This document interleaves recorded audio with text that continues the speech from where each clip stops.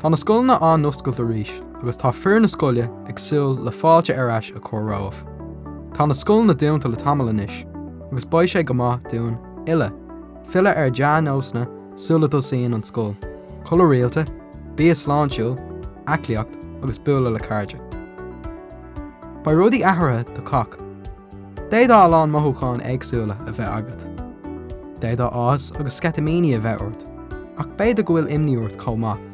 Scaná rud é a bheith imneach nóir tharlaíonn athrú.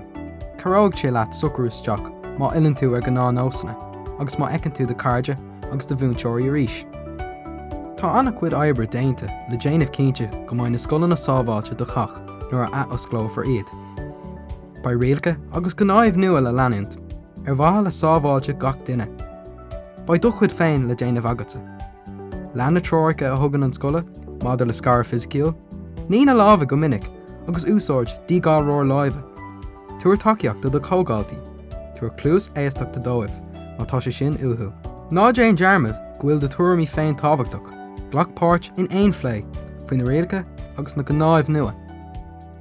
Ar iompar scoile, sí sa síocháin atá santa duit, agus cach de clúdach aige. Bairt clúdach aige a chathamh, aon uair nach féidir scar fisiciúil gá bhéidir a chleachta. Béidir go bhfuil imní ort, go bhfuil a lán foghlaim a cailte agat, agus go bhfuil a lán breis suas le déanamh. Féidann tú a bheith cinnte go bhfuil is sin ag an roinn idicus, agus ag na múntóirí, agus go dúrfa siad taceíocht dit. Go háirithe do dhaltaí i mblianta scrúdathe.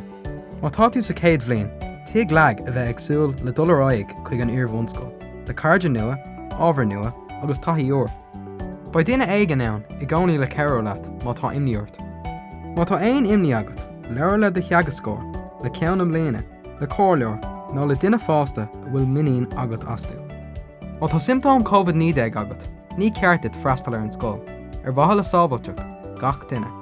Lean tróirice an feidhmeannach na seirbhíse sláinte, maidir le féin leithlisú, agus ar de hismeóir nó ar de chaomhnóir, gléach ar an doctor. Má hagann na symptóm ort agus tú ar scoil, arba le bhúntóir láithreacha. Le tuile eolas, féachar, gov.ie/fila ar scoil.